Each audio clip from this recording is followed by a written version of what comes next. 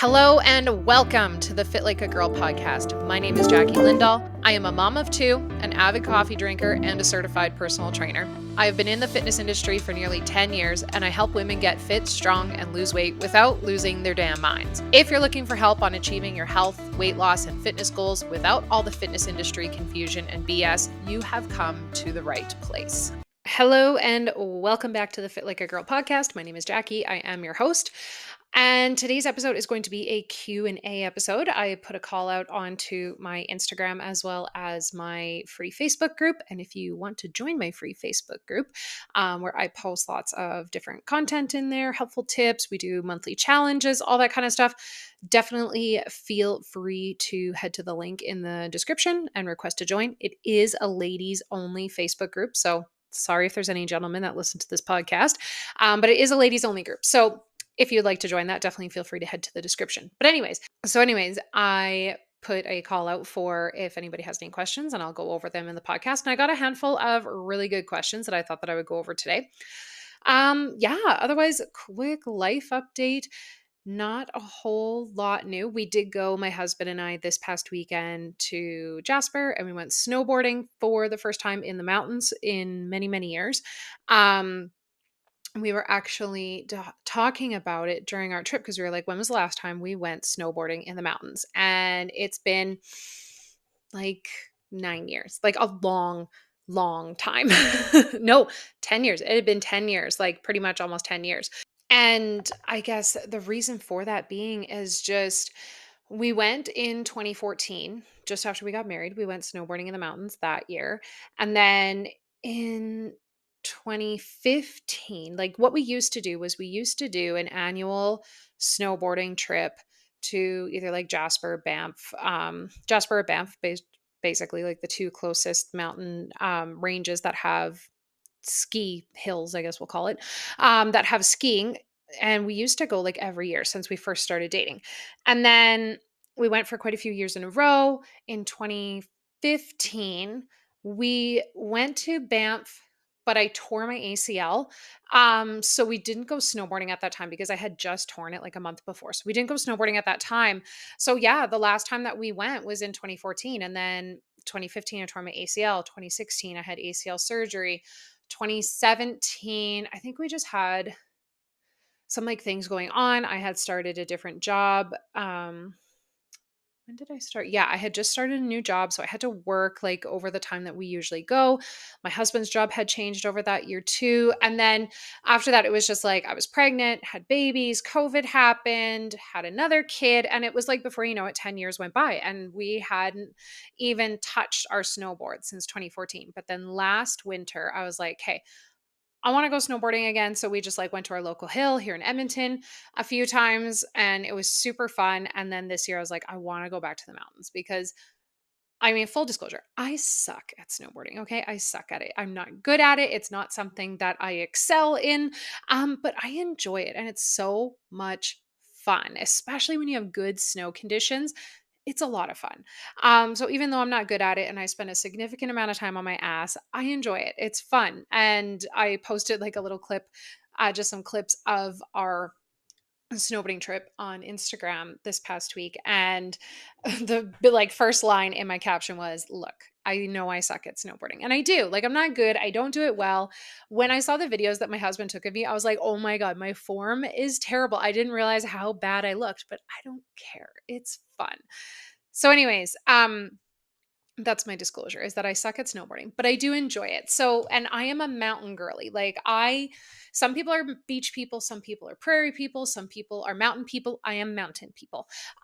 So for me, going on like a snowboarding trip in the mountains and falling down on my ass and eating snow a whole bunch is so much fun. So anyways, we went this past weekend just for a couple of days in Jasper and it was so great. And my mom came and watched our kids while we were gone and, you know, the animals and all that kind of stuff. And yeah, it was just a really nice, like little getaway. Our hotel was kind of janky. I'm not going to lie, but that's okay. Is what it is. I need to learn to read reviews online before booking hotels and pre-booking them and paying for them. Yeah, but it was just a lot of fun, and it was just one of those things that reminded me of things that I used to do that I enjoy, that I fell out of for so long with being a mom and then COVID and then all that kind of stuff, and we had a lot of financial constraints where we just couldn't afford to do these types of things because going like skiing or snowboarding is fucking expensive.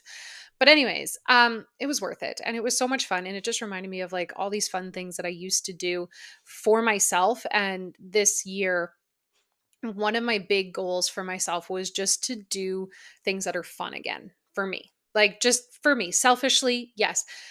It's one of those things that like as a mom, when I had my youngest in 2022, I was feeling a little bit lost. And I talked about this in my post on Instagram that I was feeling a little bit lost in momhood.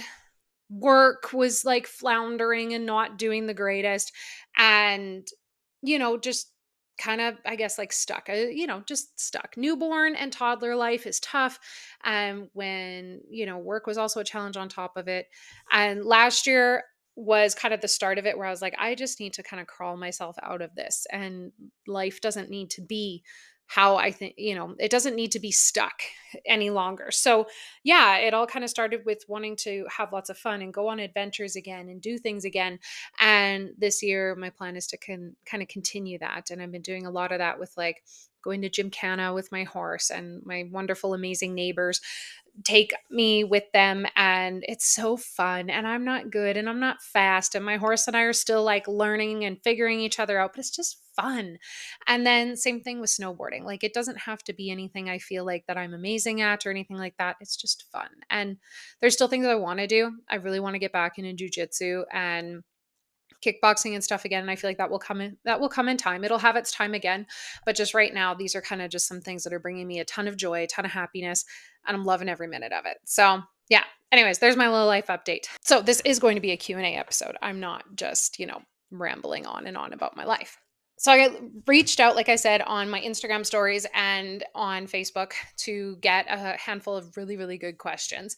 And I'm going to go over them and answer them. So the first question is, can I track only calories and protein and still see results? So I'm going to guess that this question is kind of pertaining to like weight loss slash like fat loss, muscle gain results. And the answer is yes. Yes. When it comes to fat loss, calories are king. So fat loss, weight loss, calories are king. It is energy balance. Okay. The concept is simple. It doesn't mean that it's easy, but the concept of it is simple. So when it comes to fat loss or weight loss, calories are king. And if you're hitting your calorie goal, say, and in a calorie deficit, you will lose weight. Now, if you are wanting to maintain and keep as much muscle mass as possible while you're in a fat loss phase, protein is next important. So, kind of if we were to build a pyramid, it goes calories, protein, and so on from there.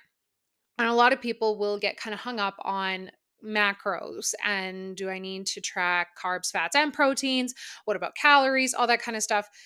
What I have my clients do is we care if your goal is weight loss, not everybody's goal is weight loss, but if your goal is weight loss, calories are king.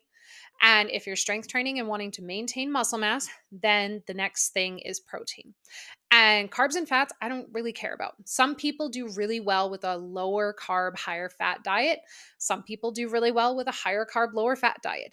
When it comes to just general population people who are not wanting to get on a bodybuilding stage and have to be stage lean, carbs and fats can just lie where they are. If you're a bodybuilder, which you're probably not a bodybuilder if you're listening to my podcast, but if you're a bodybuilder and or have those types of aspirations and goals and you want to get like stage show lean, yeah, those types of things will start to matter for that kind of like show prep. But in terms of general population, woman who just wants to lose weight, tone up, feel great, then what matters is calories and then protein and strength training. Those are the kind of like the main things. So yes, if your goals are related to weight loss or fat loss and wanting to build and or maintain your current muscle mass, calories and protein are the two main things. And yes, you'll see results. And it honestly just makes it easier so that you're not having to track so many damn numbers. So yeah, that's what I track. Like if I'm in a fat loss phase or if I have a client whose goals are centered around weight loss or fat loss, That's what I get them to track is calories, protein. The other thing I will get them to track is fiber, just because oftentimes a lot of people are not eating enough fiber. And by eating more fiber, people automatically start eating more vegetables, more fruits, beans, legumes, whole grains, oatmeal, all that kind of stuff. And it just automatically increases the quality of their nutrition as well as vitamins and nutrients and minerals. So, anyways, great question. I hope that answers it.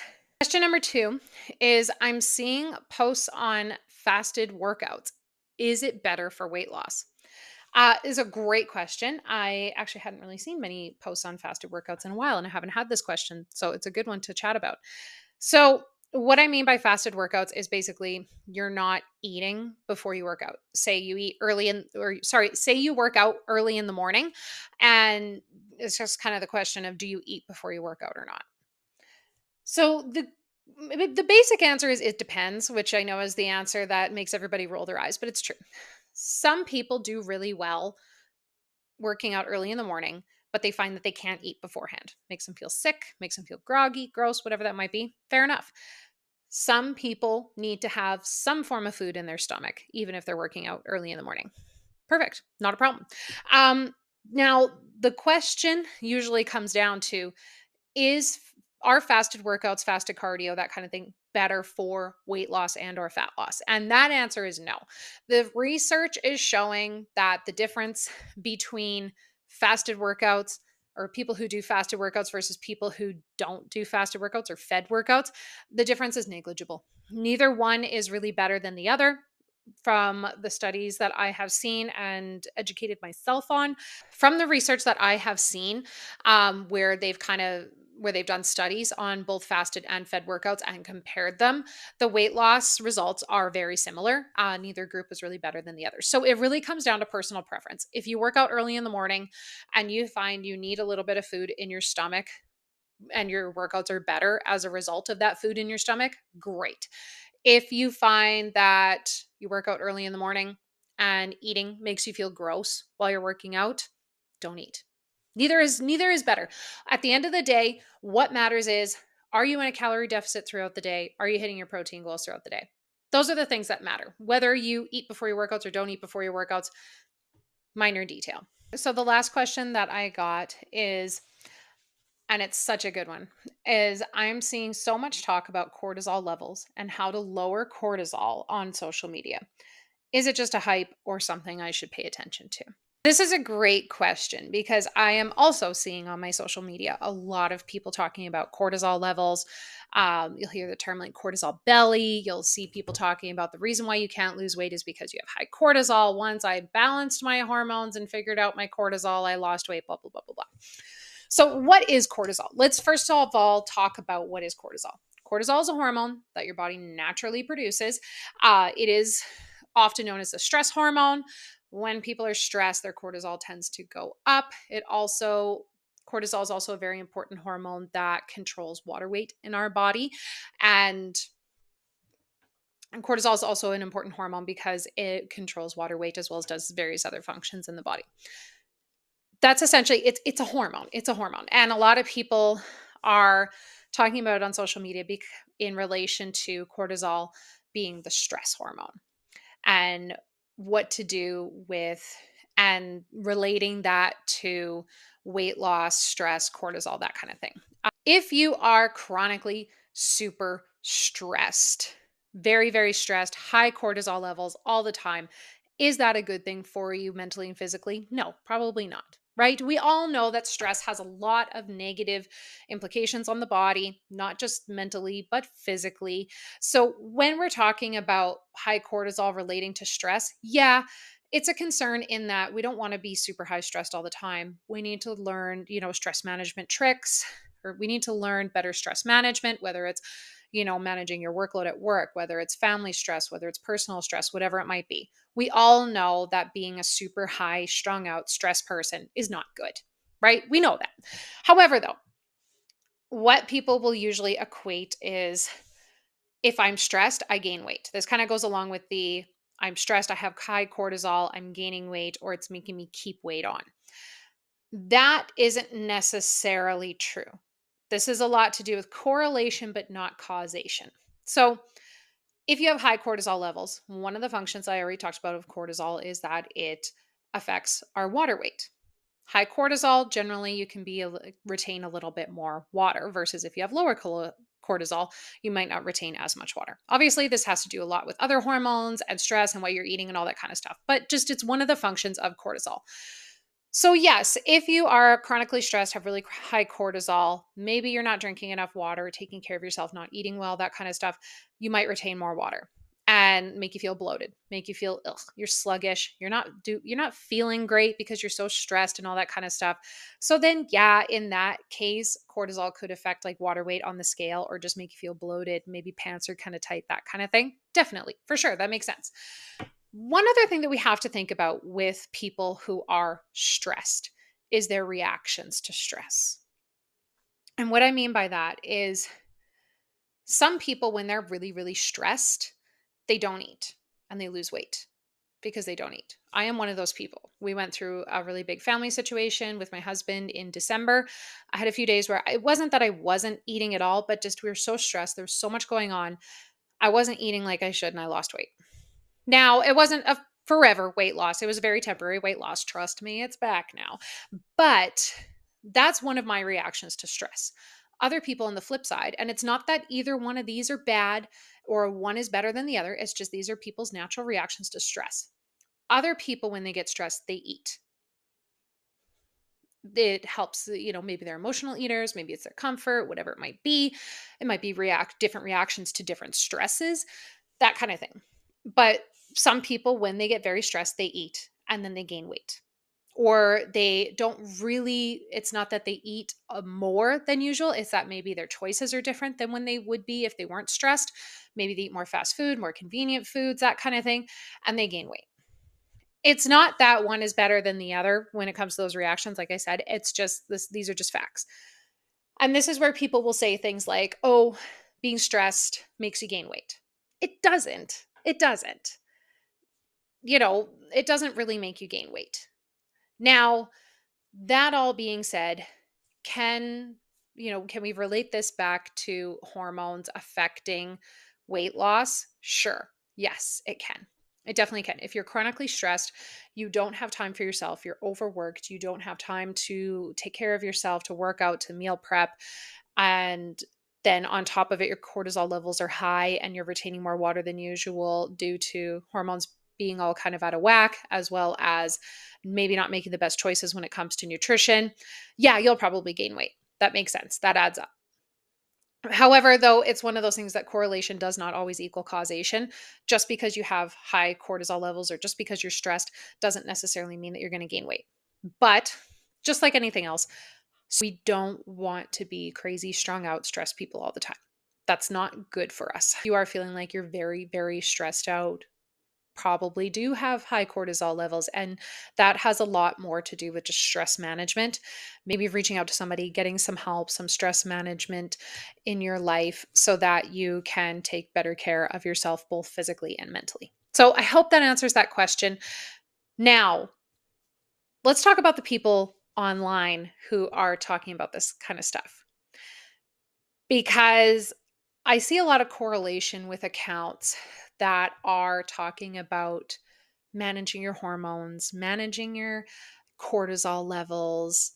I have a hormone hack, hormone diet, take my hormone supplements. I'm a hormone specialist, but yet I'm not an endocrinologist, which is a legitimate specialty. And yes, somebody would have to be a doctor to do that. However, though, they usually have access to tests and sort of things. If somebody online is talking about this kind of stuff and they're telling you about their hormone balancing diet, their hormone balancing vitamins, their hormone balancing happy juice that you see online, rest assured they're full of shit and they don't know what they're talking about. Especially if they are not a doctor and they have not given you any sort of blood work to test your hormones or anything like that. What irks me about a lot of that type of content that I see online is that they target moms. And how they target moms is they will, go the "Hey mama" in their caption.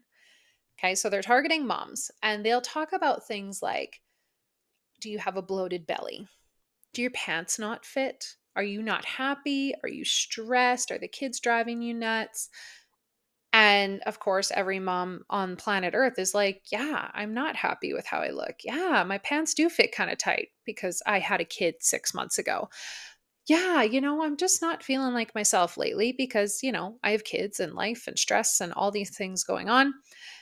And then they'll say, buy my hormone fixing diet, buy my hormone fixing fucking supplements, try my happy juice. And they're doing it by specifically targeting and digging in on mom's pain points and selling their shit that doesn't work along the way. So just be wary of those kinds of things that you may see online if you are seeing those things that a lot of that stuff is directly targeted towards moms for a reason because they feel like they can kind of pin them into a corner and be like, here, try my things. And yeah, it's kind of shitty marketing. I'm not gonna lie. Like it irks me when I see that because I'm like the only like me looking at that, I'm like the only reason why you're talking about these things is because you know that like so many moms out there feel this way, and you're just pinning them in a corner and being like, oh, try this, it's gonna fix your life. But it doesn't. It's just expensive, and you're just selling your pyramid scheme bullshit. Anyways, that's enough of a vent for today on that. So I hope that helps answer your question. Yes, stress needs to be managed better. Do we need to be panicking about our cortisol levels? No, not really. It doesn't. Do we need to be panicking about our cortisol levels? No. I mean, definitely we need to be looking into stress management and that kind of thing, taking care of ourselves, prioritizing our health so that we can help take care of other people in our lives. Absolutely. Are there a lot of women who are super stressed and have high stress jobs, high stress family lives, and all that kind of stuff? Yes.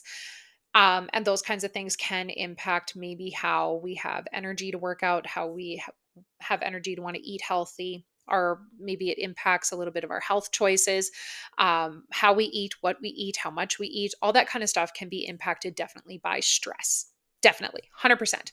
And make things like weight loss harder. Because when you're chronically stressed, you're usually not sleeping well. You usually aren't wanting to or able to prioritize yourself because there's a lot of other things going on. So, yes, those kinds of things can impact your health, fitness, and weight loss goals. But it doesn't have to be the end all to be all. So, anyways, I hope that helps. I know I rambled on with that question a lot. Yeah, I enjoyed this episode and going over these questions. So, thank you for those who sent in questions. I really appreciate it. And I just wanted to say thank you so much for listening to the podcast. If you don't already follow me on social media, be sure to find me on Instagram. I'll post my Instagram in the show notes. And if you want to join my free Facebook group where I share lots of different tips and tricks and we just have fun conversations and it's a really great supportive community, be sure to hit the link in the description. I'll post right there saying join the free Facebook group. It is a ladies only Facebook group, just an FYI. Otherwise, if you haven't already, be sure to like and subscribe to the podcast and or my YouTube channel if you're watching this on YouTube.